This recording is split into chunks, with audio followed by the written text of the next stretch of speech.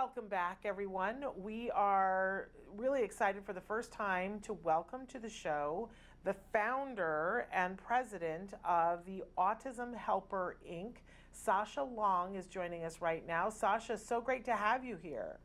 Thank you. I'm excited to be here. So, Sasha, you are a very interesting person because you were, correct me if I'm wrong, a special education teacher who then became a board certified behavior analyst.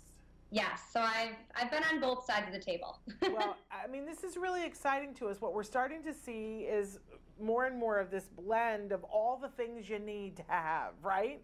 Absolutely. So I love a special education teacher who's now a board certified behavior analyst.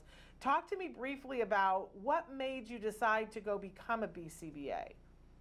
You know, when I started teaching, I literally had no idea what to do. Like, I have vivid memories of being 22 years old and walking into my classroom and being like, oh my God, where do I start? Like, I had my undergrad special ed degree, but I didn't feel prepared. And my first few years teaching, I was just trying to figure out what to do and how to stay afloat. And it was, you know, the behavior challenges that I faced that I just didn't have enough knowledge about. And once I learned about ABA and then found a grad school program that was in Chicago, it started kind of to all click. I was like, this is what I need.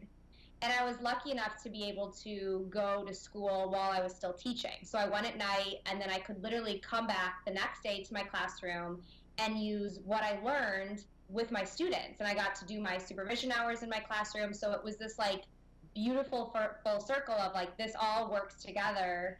And it was great. So it worked out really well. Well, and now you're able to take everything that you know, having put these two things together, and you're a consultant and an international speaker, someone who can help other people put the pieces together. Because I find that a lot of times, I'm a former teacher, right? And the advice that teachers are given for in the classroom sometimes aren't practical because they're coming from people who have never taught and never been in a classroom and don't know what it's like when you have 35 kids with snot running down their face doing 35 different things. You know, and you love each one of them, snot or no snot, and you want to do right by those individuals, but you're given a curriculum and a pace at which, you know, it makes it really hard. So I love that not only are you a speaker and available for those consultation services, but you've got a really amazing site, the Autism Helper, Inc. Talk to our viewers a little bit about what they can find when they go to your website. So I started blogging about, I think 7 or 8 years ago now, and now we have grown to a team of 8 bloggers. So we have myself plus an OT, an SLP, a parent, and then special education teachers from preschool all the way through high school. So we have a little bit for everyone. And my goal is really always to bring value. Like, I want strategies that are easy to understand and easy to implement, because parents and teachers are just too dang busy to try to understand something that's overly complicated, and we just want something that's real world applicable that we can use right away. So we share a lot of photos, a lot of videos. You know, I'm very visual, like many learners on the spectrum, so I always like to see it, not read about it. And kind of just anecdotes and strategies from all of our workplaces, how these concepts work and look like in the real world.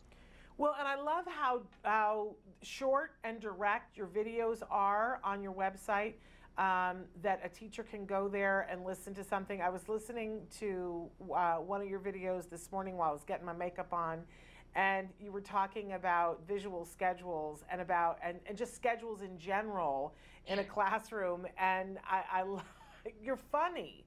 And you're engaging because you were talking about how sometimes you go into a teacher's classroom and they say, oh, I don't really use schedules.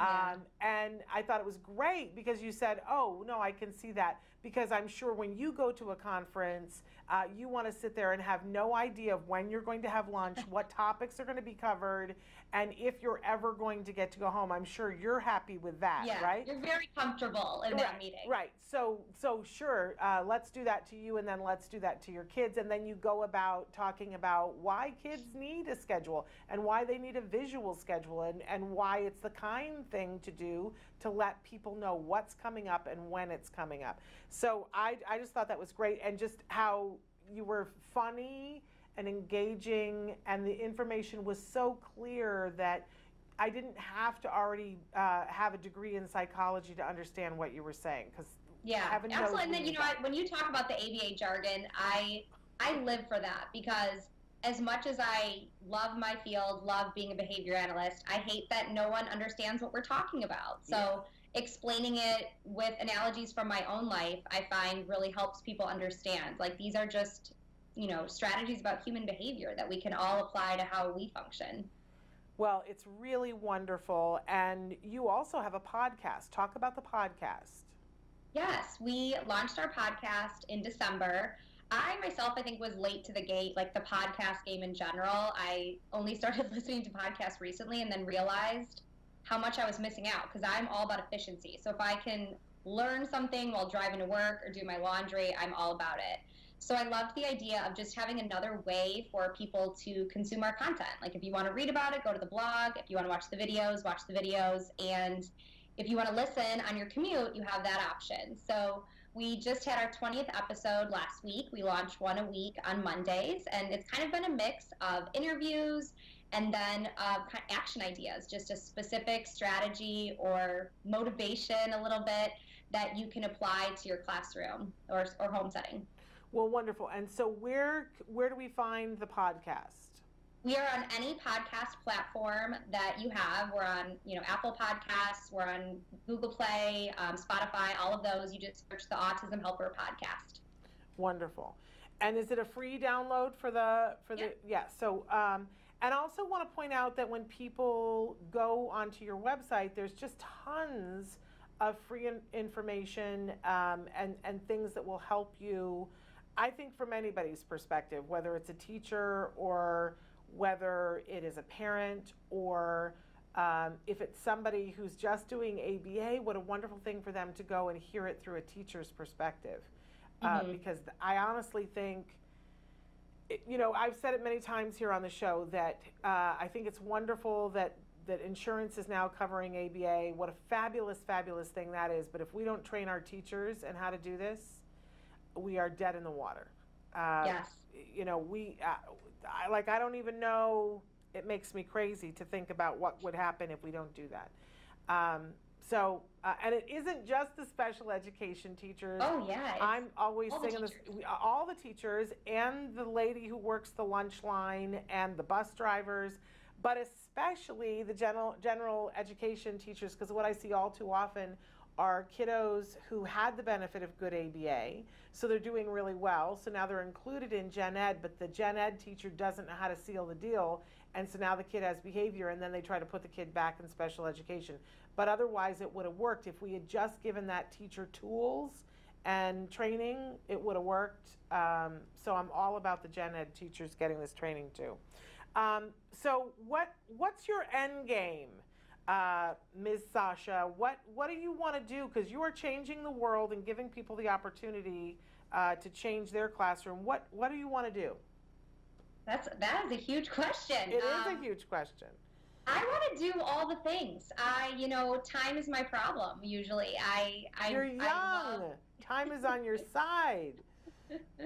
I love consulting. I'd love to continue doing that, and I really love doing trainings. My summer, I have two little kids, so I do have to limit how much I travel, but I'm doing a bunch of traveling this summer, doing professional developments, and I love that because I love, getting all of the special ed people who feel isolated on a daily basis in one room in a training that's specific to them. So I love doing that and just keep growing and see where this all takes me. If you would have told me 10 years ago when I was a special ed teacher that this is what I'd be doing full time, I would not have believed you. But this just kind of kept going and going and growing. So it's been great. Well, I think it's awesome. We want to encourage everybody to go to theautismhelper.com. Check everything out there, but then make sure that you look for the podcast. I'm going to be on the podcast in a couple of weeks. And honestly, whether you're a teacher or a parent, if you are in a school district that needs this, and let's face it, they all do, talk to them about having Sasha come and do. Most schools have money to train teachers at least once or twice a year, if not every week. They really do. They do. And sometimes you have to get it on the agenda in advance, but ask for them to bring Sasha to speak to your school and to do a training and in service with your teachers, and who knows, it could happen. And be persistent, because that's what it takes, right?